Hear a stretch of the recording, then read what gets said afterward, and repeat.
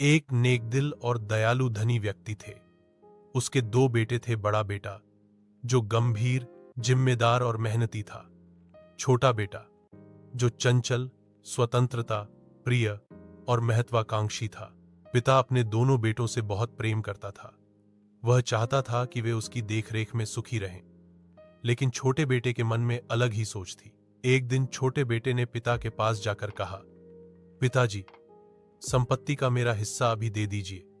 मैं अपनी जिंदगी अपने ढंग से जीना चाहता हूं। पिता यह सुनकर बहुत दुखी हुआ। यह उनके लिए अप्रत्याशित था।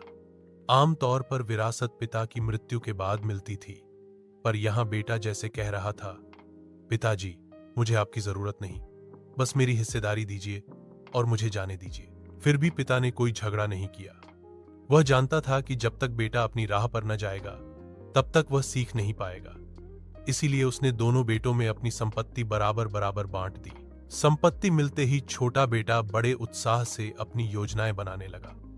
कुछ ही दिनों बाद वह अपना सामान समेटकर एक दूर देश के लिए रवाना हो गया। शुरू में उसकी जिंदगी बहुत रंगीन थी। जेब में पैसा था तो दोस्त भी बन गए।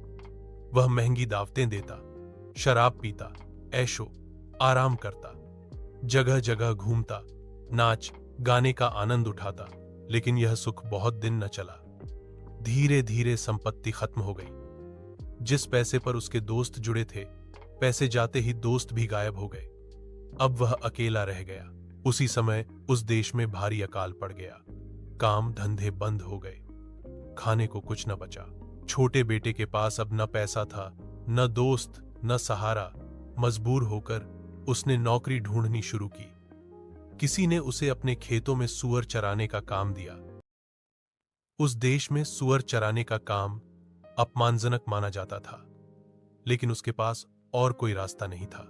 वह सूअरों के साथ खेत में जाता और कभी कभी इतनी भूख लगती कि वह चाहता कि सूअरों का चारा भी खा ले, लेकिन उसे वह भी नहीं दिया जाता। उसकी हालत इतनी दयनीय हो गई थी कि वह सोचने लगा, मैंने क्या कर लिया? पिताजी का घर छोड़कर यहां दर दर की ठोकरें क्यों खा रहा हूं? एक दिन खेत में सूअरों के बीच बैठा वह सोचने लगा, मेरे पिताजी के यहां तो नौकर भी भरपेट रोटी खाते हैं और मैं यहां भूख से मर रहा हूं। मैं उठूंगा और पिताजी के पास जाऊंगा। उनसे कहूंगा, पिताजी, मैंने आपके विरुद्ध बहुत बड़ा पाप किया है। अब मैं आपका पुत्र कहलाने योग्य नहीं हूं। मुझे अपने नौकरों जैसा बना लीजिए। उसने निश्चय किया और घर की ओर चल पड़ा। वह दूर ही था कि उसके पिता ने उसे देखा। शायद पिता हर दिन आंगन में खड़े होकर राह देखते रहते थे कि कब उनका खोया हुआ बेटा लौटेगा। पिता उसे देखते ही दौड़ पड़े। उन्होंने बेटे को गले लगा लिया और चूमा। बेटा रोते हुए बोला, पिताजी, मैंने आपके विरुद्ध बहुत बड़ा पाप किया है। अब मैं आपका पुत्र कहलाने योग्य नहीं हूं। परंतु पिता ने उसकी बात पूरी न होने दी। उन्होंने नौकरों से कहा, जल्दी से सबसे अच्छा वस्त्र लाओ और इसे पहनाओ। इसके हाथ में अंगूठी और पैरों में जूते पहनाओ।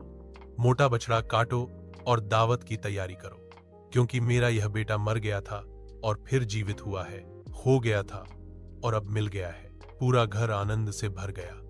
गाने बजाने लगे। पिता का दिल लंबे समय बाद चैन से भर उठा। जब बड़ा बेटा खेत से लौटा और घर में संगीत और नाच गाना सुना, तो उसने एक नौकर से पूछा, क्या हो रहा है? नौकर ने बताया, आपका भाई लौट आया है। आपके पिता ने मोटा बछड़ा कटवाया है, क्योंकि वह सकुशल आ गया है। यह सुनकर बड़ा बेटा क्रोधित हो गया।